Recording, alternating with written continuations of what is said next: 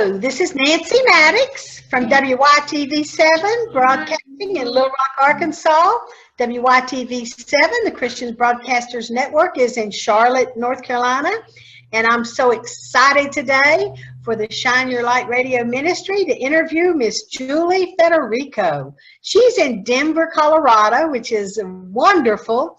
So excited to have her today. I'm going to do a little bit longer introduction of Miss Julie before we start the interview because it's so exciting, everything that she does.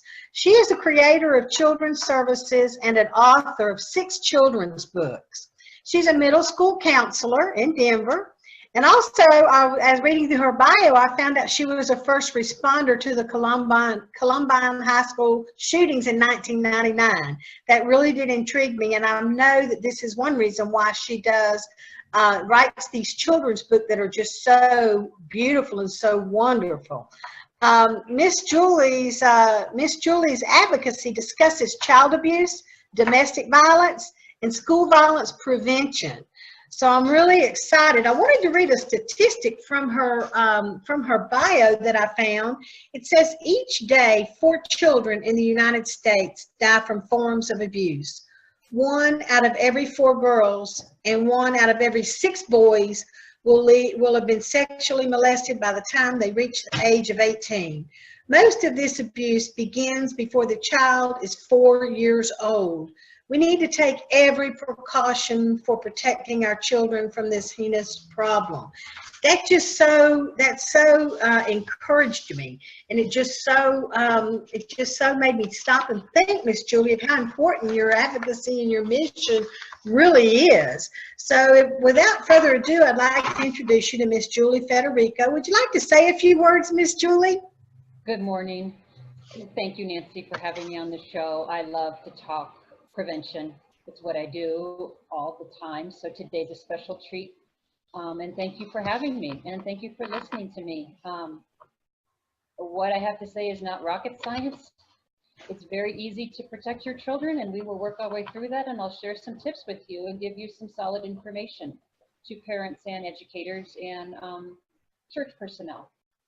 I appreciate that so much, Miss Julie. We're going to go ahead because we've only got a 30-minute interview and we have a lot to cover when I read through everything. Again, I appreciate you so much for being on the show, the Shine Your Light Radio Ministry with WYTV7 in Charlotte. How did you begin writing children's books?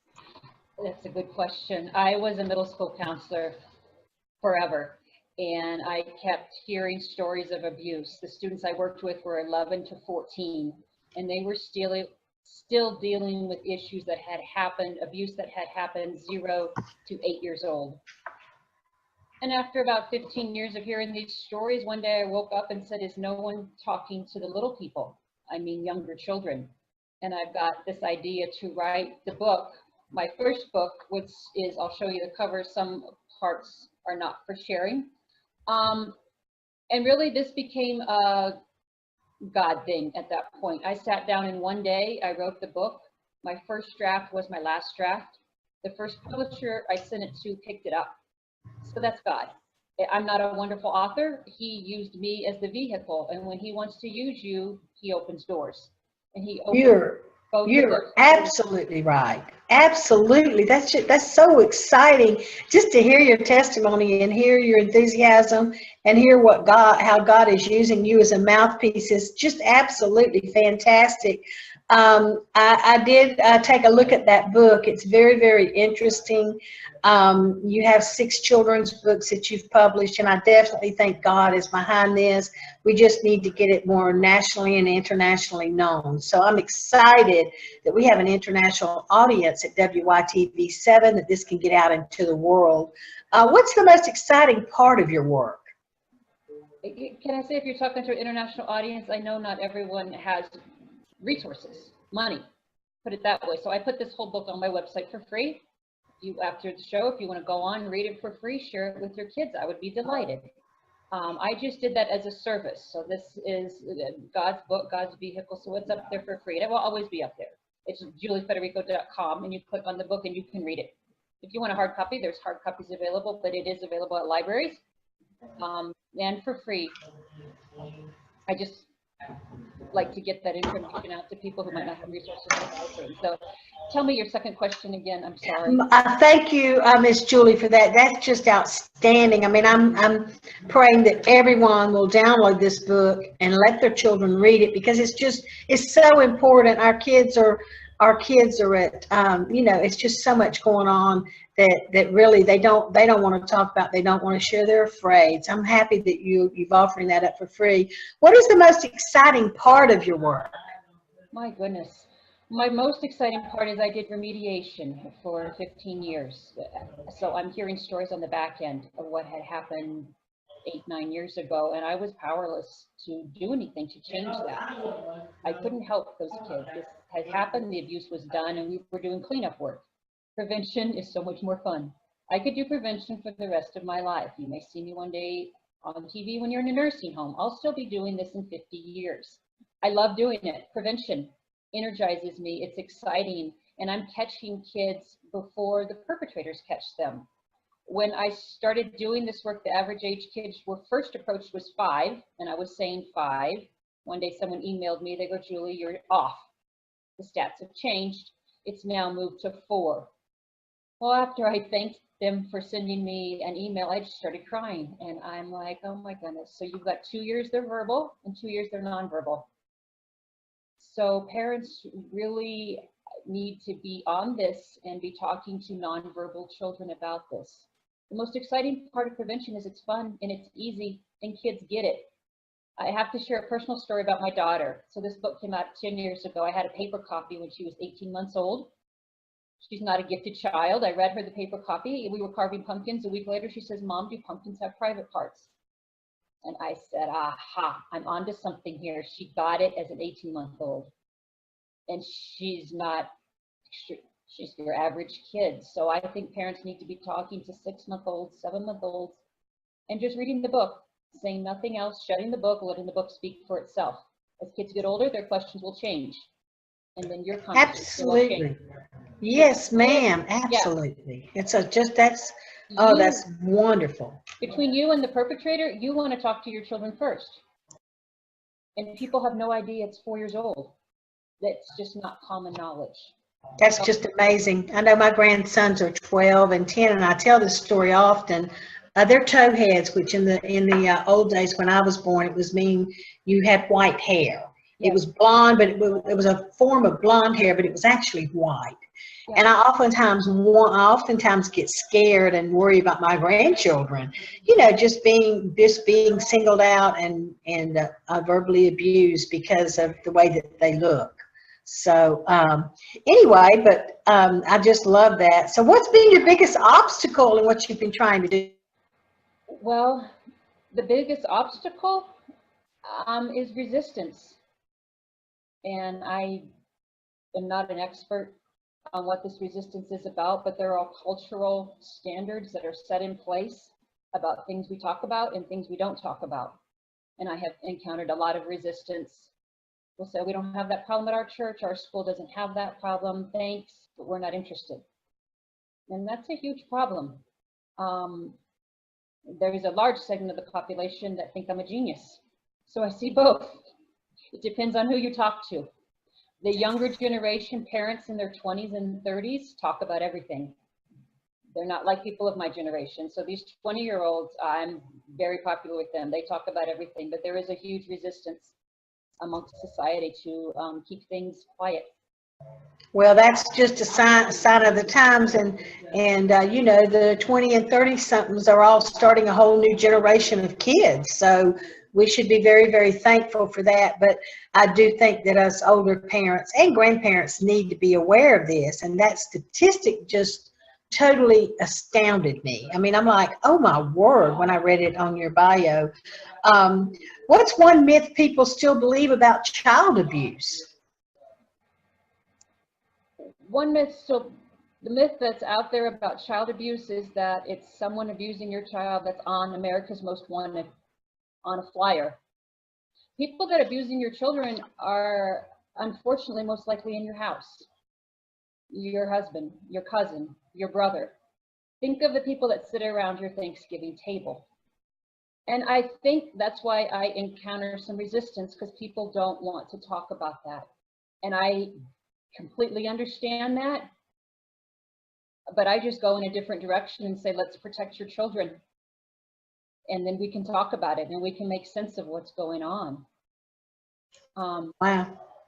That's very interesting. So I like that, what you said about, check around your Thanksgiving dinner table, because that's the holiday that we all get together. That's when everyone should feel the most secure, is during Thanksgiving, because we're there for a purpose, to be thankful for everything we've done. It's such an awesome family holiday, but it can turn dark real quick. Yeah. I mean, that's just really, really, really interesting. I didn't experience this as a child, and neither did my son, but it's just kind of scary that it can happen with 4-year-olds. But it's scary, but it's scary, but it's not scary. So these are not hardcore perpetrators. If your child tells them to back off, if you tell them to back off, they'll back off. So child abuse is built on a house of cards that's silence. You break the silence and the whole house kind of falls down. It's not as threatening as you think it is. If you can get the kid to have some language and you have some language and you all have talked about it, I say you're fairly pretty safe. And if it happens, it will happen once, and then the child will tell. Are we still on? Yes, ma'am. Wow. Okay. I mute myself out, Miss Julie, when you're talking, because I don't want any background noise from my part. So I had to unmute myself to start talking again. How preventable is childhood abuse? Well, it's hard to say. So I just know the statistics. I read 90% of children are raped by someone they know, someone in their family circle. So I think it's preventable if you can talk to your child. So what we see on the media is the 1 out of 10. 1 out of 10 kids are harmed or picked up in a Walmart or at a fair by a stranger. 9 other children are harmed by someone in their family. So if you can talk to your kids, give them a little information and make it safe for them to talk about this topic, they will tell you if something happens. And that's all you have to do. Give them permission to talk. Don't make this a silent topic in your house. I think when you ride a bicycle, you teach kids to wear a helmet. When you go in the car, you teach them to wear a seatbelt. If someone touches you in a way that makes you feel uncomfortable, you tell. And I want to move my work more into public health and outside of this scary child abuse realm. I want to be a public health expert because that is less threatening, and it really is a health issue. It's not a family issue, it's not a religion issue, it's not a parenting issue, it's a public health issue. And if you can move it that way, it becomes really simple and straightforward. Wow. I just want to just give a little plug here for WYTV7 in Charlotte, as well as Shine Your Light Radio Ministry. Miss Julia, at the end of the interview, I'm going to have you give your contact information again, but in order to prevent childhood abuse, one way that we can start is that every single person in our audience and in our listening vicinity for the international radio show needs to download this book. What was it? Yeah, you can't, I didn't make it downloadable. You just need to read it on the computer. So okay, I'm sorry, but what was the name of it again? Some parts are not for sharing. Some parts are not for sharing. I think this could go a long ways if we read it, but I'm hoping that our audience will take heed and buy this book after they read it to share with their family. And I'm praying that our grandparents that are listening will do the same thing, because we can start to break the cycle just by doing something as little as this. And you sharing this book with us is just absolutely phenomenal. So I'm really excited about that. I'm going to really push that as we start broadcasting this interview. Also, I wanted to find out how can people get involved and support child abuse prevention? I know we just mentioned one way, but how, in your opinion, can we do it? You know, I think you just start talking to young children that you know. I think churches run 1 week They run Sunday school and they talk about it at church. Ask your daycare to talk about it, your preschool to talk about it. If parents are initiating the contact and saying, you know, we'd like our elementary kids to get trained in this, I think the schools would be looking for other resources out there. There are a lot of other people besides me doing this, so we're littered all over the country. So no matter where you're at, there's somebody doing this type of work.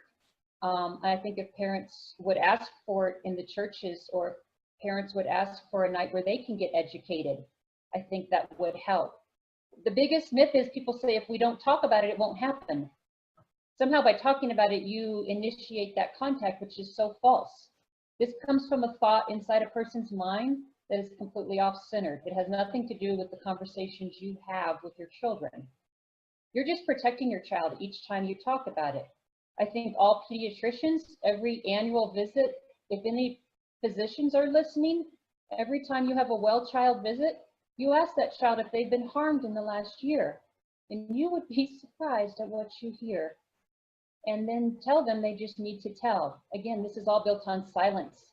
If you erase the silence, this is really a non-threatening issue. And I'm talking the 9. The other 1, I'm not able to help those people as much, the people that are just randomly abducted. That's a completely different situation. What I'm talking about is family and close friend abuse. All of the kids I talked to in the 15 years of my counseling were all abused by a family member. Never once was a random abduction or someone randomly harmed in the community. But there, and I have to say in defense of the media, people do not go to the news and report their stepbrothers and their fathers. That's why those stories don't make the news. And that's why we hear the 1 out of 9 with the random person. You know, that's just it's also interesting to me, and it's because it's, I mean, it's every parent's and every grandparent's worst fear. yes, But they really don't want to face it, you know. right. But we do need to think of it as protecting our children. Protecting our children is what we need to do. I mean, that is scriptural, that we're supposed to do that for our children. So I'm very excited about this interview, and I can tell you that myself alone will be sharing this cause with over 10,000 people. So myself, and then the radio station will be sharing it with many, many, many people. We will get the word out, and I'm just, again, so thankful that you're on here and you're willing to discuss it. And I like how you're going to go into the, you know, the intervention mode. Yes. On doing with your life. Can we talk a little bit, we've talked a little bit about the silence and child abuse. Let's talk about it a little bit more, because I think that's so vitally important. I can remember I had an incident when I was a child. It wasn't really child abuse, but as we walked to school, an older gentleman that lived, you know, on our path to school would expose himself to us as we were walking to school. This is when we were like 6, 7, and 8 years old. Right. And then when we became teenagers, we certainly let our parents know about that, you know, and that really, we weren't trying to provoke our dad, but we wanted him to know what the guy was doing. But, you know, it wasn't really, I guess it was child abuse in a way, but it really wasn't the kind that you're talking about. That kind of stuff is a start to it, because he could have tried to lure us in his home or anything like that. And this is a total stranger that lives down the street from us.